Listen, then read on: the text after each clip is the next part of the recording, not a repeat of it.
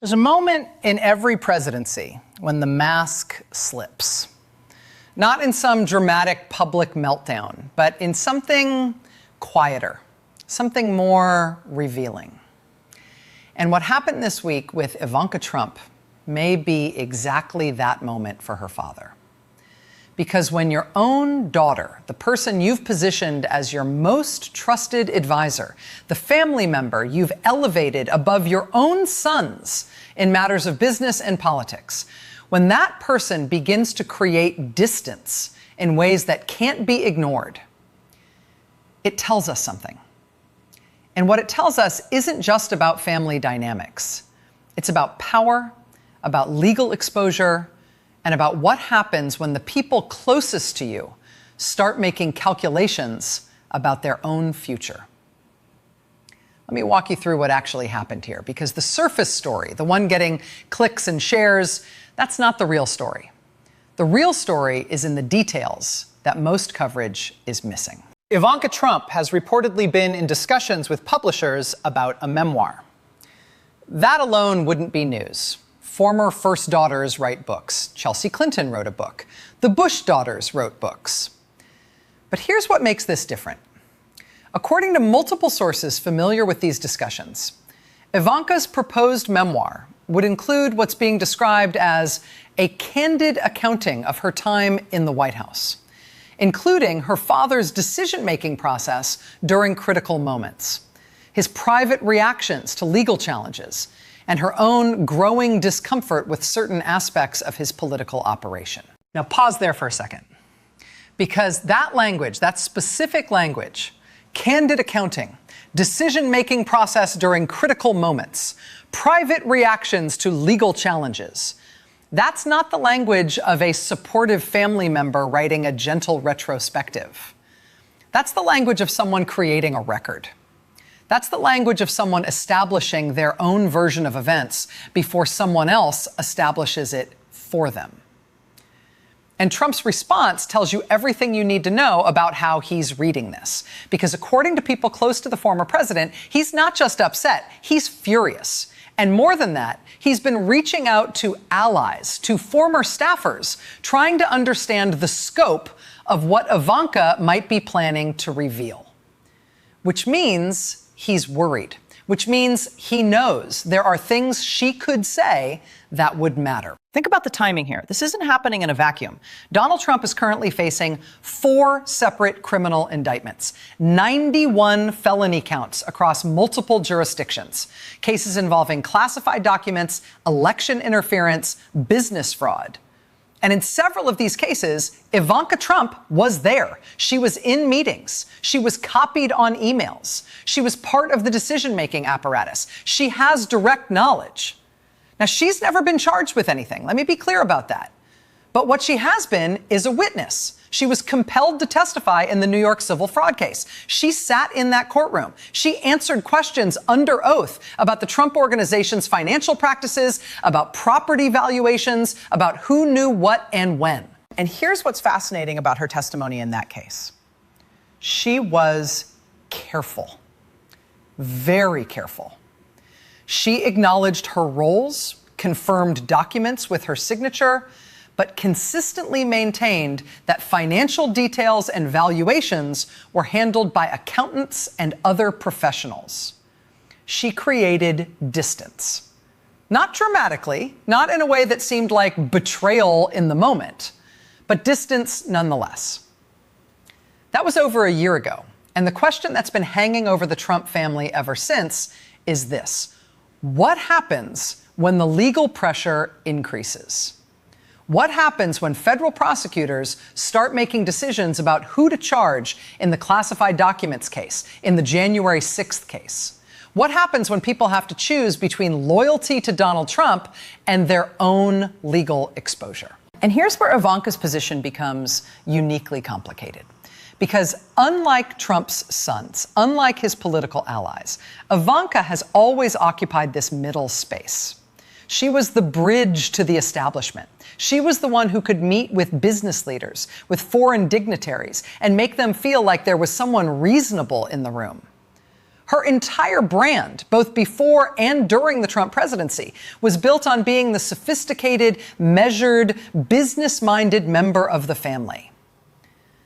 But that brand creates a problem, because that brand requires distance from the chaos.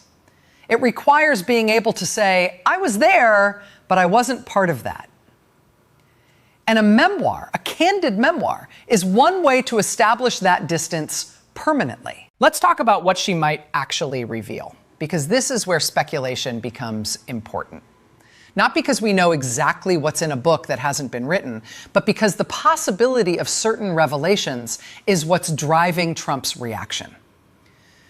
During the Trump presidency, Ivanka was present for key moments that are now under legal scrutiny. She was in the White House during the post-election period. She was there during discussions about challenging election results. She communicated with state officials, with campaign staff, with lawyers. All of that creates a record. And if she were to describe those conversations, describe the decision-making process, describe who was advising what, that's information that prosecutors would find very interesting.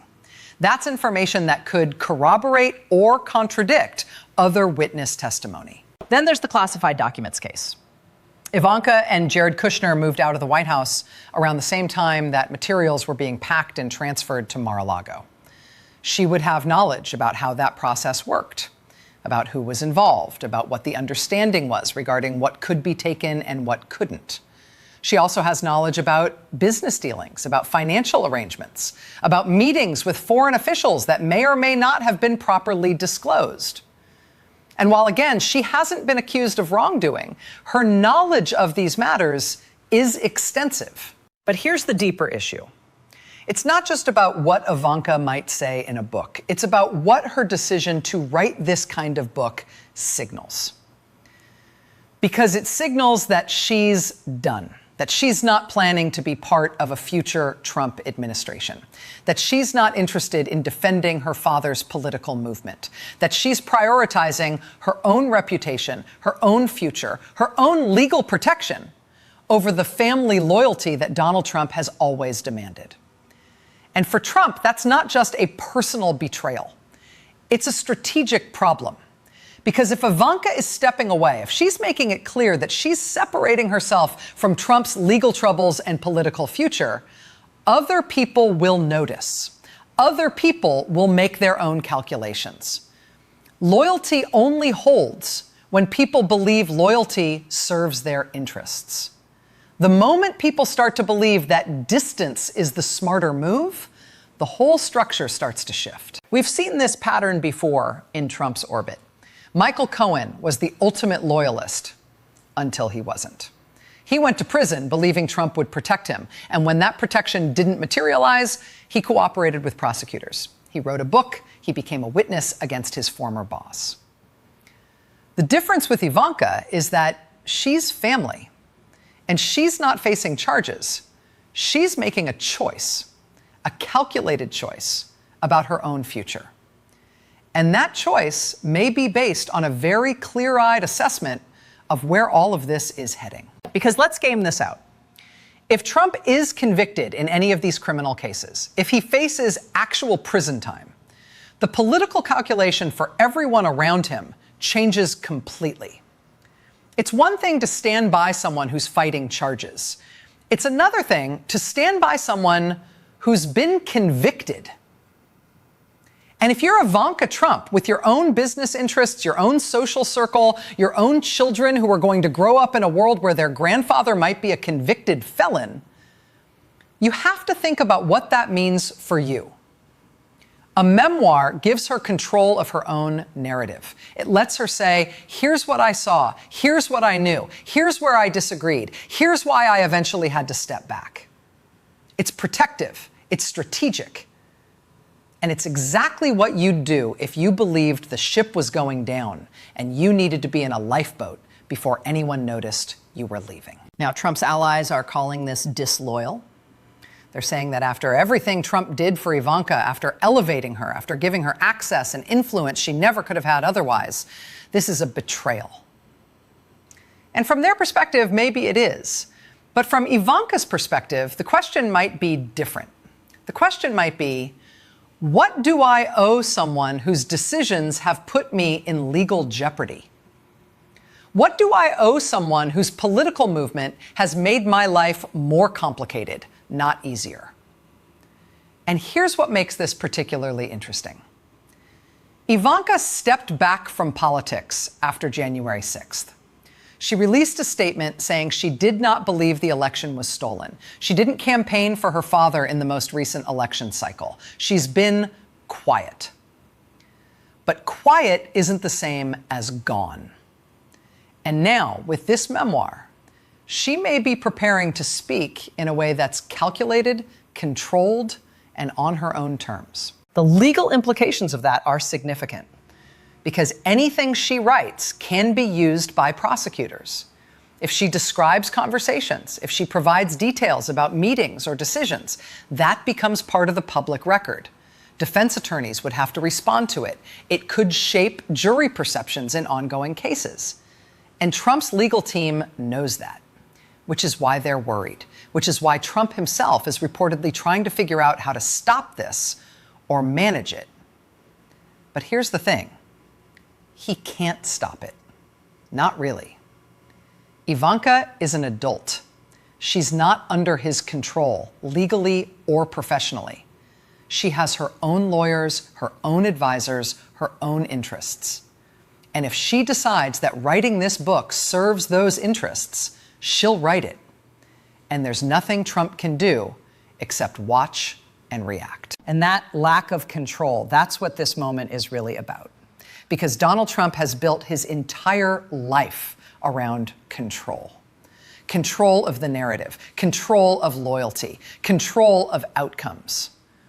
And one by one, we're watching that control slip. Indictments, he can't stop. Court dates, he can't avoid. Witnesses, he can't silence. And now, possibly, a daughter who's decided that her future matters more than his past. This isn't a story about family drama. This is a story about power and what happens when it starts to fracture. This is a story about legal exposure and the choices people make when they're facing it.